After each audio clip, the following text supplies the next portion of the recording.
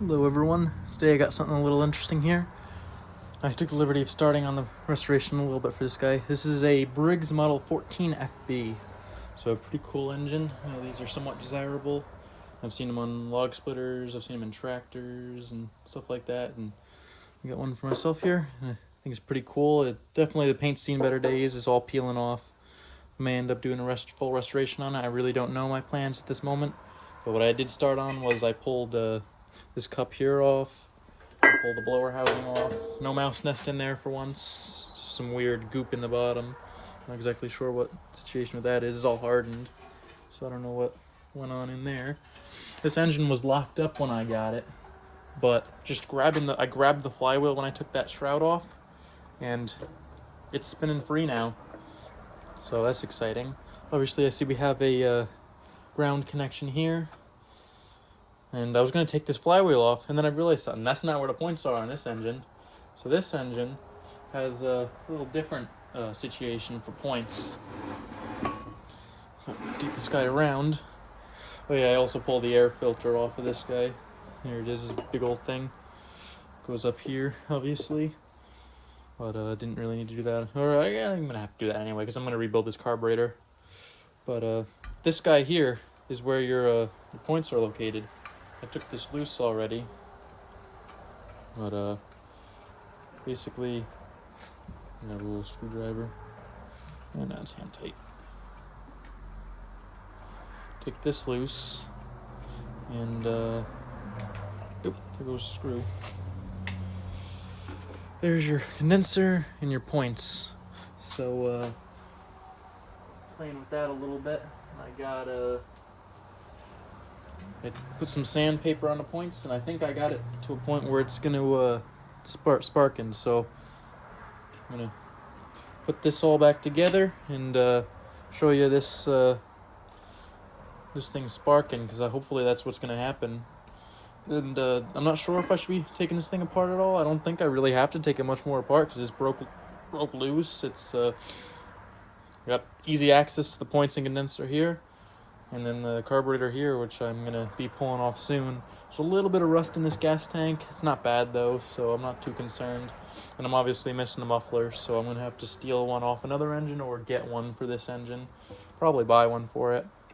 It deserves one because it's a pretty cool old motor. And this is kind of interesting. I didn't realize, I don't know if you can see this, but this here is the oil fill, and it's got a spring loaded.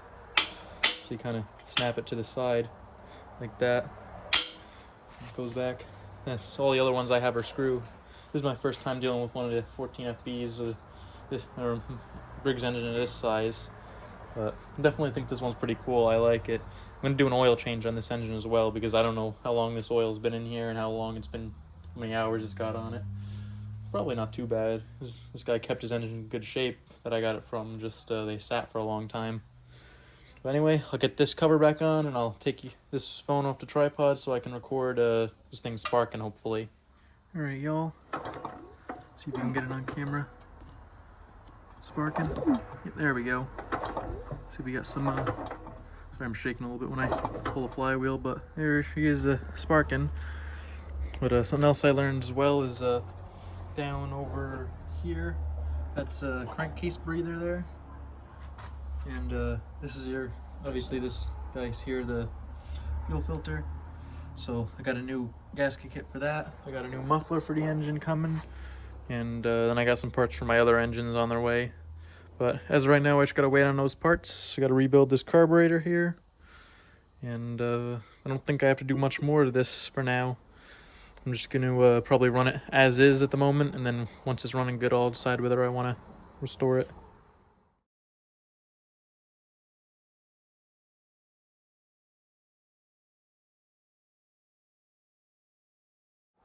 Alright, so I'm just going to show you a quick rundown on how these carburetors work. These are the big flow jet carburetors, and this one's got 3 screws here. I just pulled it out of the horn kind of over here, pulled the linkage out.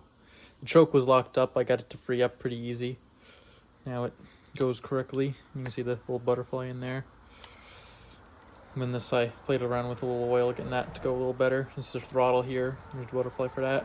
Take those 3 screws. Before you take these 3 screws out though, what I do is right here, you got to go this part of the carburetor. And in there, you got this jet here. As you can see, this stuff looks like brand new. It's all in good shape. It's going to go back in. I'm not going to mess with it much. And before you get this out, you have to take this out here. I got real lucky that my stuff came apart easy, and I didn't even have to really change much of the adjustment on this here, because this is your adjuster screw. And then you're going to want a nice, good screwdriver, and you're going to want to clean out in that carburetor when you try to pull this guy out, because this thing sometimes doesn't like to come out. And you're going to want to take it out first, because you can bend these pretty easy if you don't take them out first. So then you take them apart, and then you pull your carburetor apart. The gasket was holding mine together, and as you can see, this looks pretty clean in the bowl, not bad at all. And here's the other side. You got the brass float, the needle and seat here. Now I don't know if I'm missing something here, but all the ones I've worked on, there's a tang on the needle, and this one was missing that tang, so I just took one off my other ones and stuck a tang on there.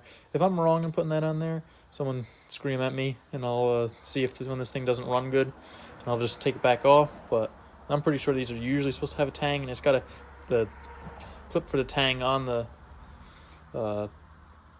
tang of the float, so I put that all in so that it looks right. This gasket's a little hard, but I don't think I have one right now that I can replace it with, and I think it might still work.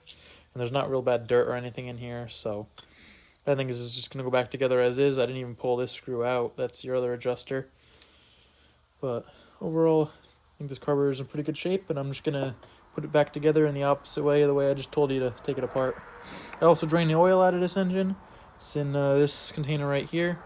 Oil looks brand new, totally clean, so I'm not too concerned about the internals of this engine, because I think it's been in pretty good shape, because that oil looked clean. Like, I don't even know if it was run with that in it very much.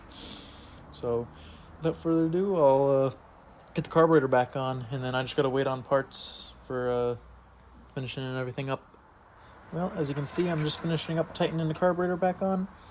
I put the linkage back together. I mean, if you're working on one of these, the linkage is pretty simple for just doing the carburetor on this. I mean, all this stuff is whatever. I'm not worried about it because I'm not figuring it out right now.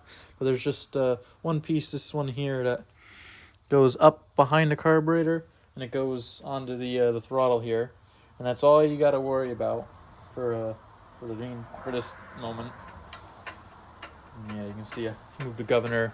This here is moving, so it looks all set there. Just gotta make sure I got these tightened down enough. And you don't want to over torque anything on this carburetor. Don't go wailing on anything, or it's gonna get warped and it's gonna have bad vacuum leak. So all I gotta do is stick this fuel line on, and we're finished. So finished with carburetor. I figured I didn't need to bother recording this because it's really simple how to put this thing together. I mean, there's just the bolt here, one down here, and on the other side there's one up here. So basically these two are mirror images. You got this one, the one lower one, except the only thing different on this side is you have this bolt that holds on the top of the carburetor air intake, and then you get the one at the top. So it's pretty simple. And then you just got two bolts in here, but I threw the lower housing back on, so it's all back together basically. I never took the flywheel off because I didn't need to. So it's almost ready to run. Just I gotta get the fuel. It's over here. What am I doing? Gotta get this cleaned out and get the fuel tank cleaned out. And once that's been done, I'm gonna fire her up and see what happens.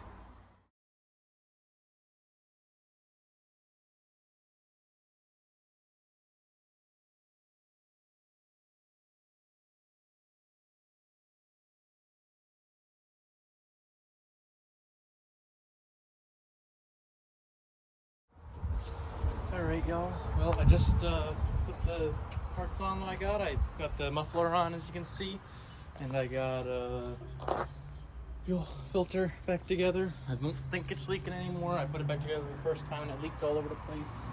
Now it looks like it's holding. So I did try to fire this while it was leaking, and it started first pull. Spoiler alert. So let's see if it'll start now that I did that. So I'm just gonna stick a little bit of that in there. The starting fluid, just to make it a little easier because this thing isn't the funnest to pull.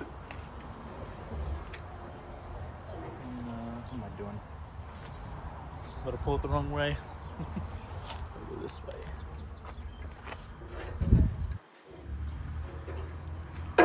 Just keep a little rotation there. And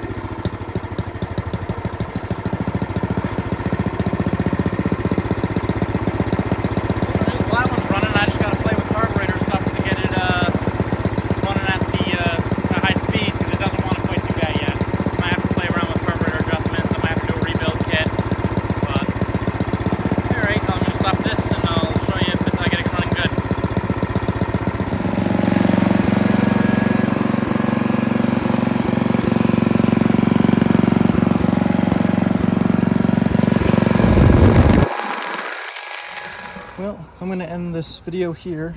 We've got the engine running. It runs really well. Starts first pull almost every time. Actually, I think every time I started, it started first pull. It just doesn't want to quite run at high speed and stuff like that, but I am going to pursue a restoration. I'm going to get it running at full speed, but I don't want to make this video real long, and I'm probably going to devote a video to the restoration on this. That'll probably include it running at high speed, and then me tearing it down and restoring it, putting new gaskets, new seals, and repainting it, most likely. And probably getting something correct for the muffler, because that's a little pipe fitting there to get the thing right, because it's actually a 1-inch muffler, not a 3/4. So yeah, I guess I'll just go over the specs again. This engine says it takes SAE 20, so I put some oil in it, some SAE 20. I think I put 0W20 in it or something like that. And it's got a 1 inch thread in here, and then so I put the 3/4 muffler on with the 1 inch to 3/4 coupler, whatever you call it. It's got the big flow jet carburetor. You got your high speed adjustment, low speed adjustment, and this one's got the external points here that I cleaned to get it to run, or to spark. This air filter needs a good cleaning. It's a little bit dirty, but I think the filter itself is clean, but in the housing there's a bit of some dead bugs and stuff like that. And then you get this here. I'm not going to bother taking the flywheel off and looking under there, because right now that would be a waste of time. And then obviously you got your fuel filter here. It's got a screen and a gasket in there. This here, I don't know if that's supposed to be a shut off or something. It's not shutting it off, that's why I don't know for sure. But I think this also might kind of control your flow. And yeah, that's about it, I think. Oh yeah, I should probably mention also this guy in here. That's a crankcase breather, so that's what that's for. And then the plug for this engine is a J8C Champion. That's a C for copper, I believe. So because this had an auto light plug in it when I got it. So anyways, this will do it for this video on this engine. Hopefully I'll have more to come, and I'll have some on my other Briggs engines that I got around. Thank you for watching, and I hope to see you in the next one.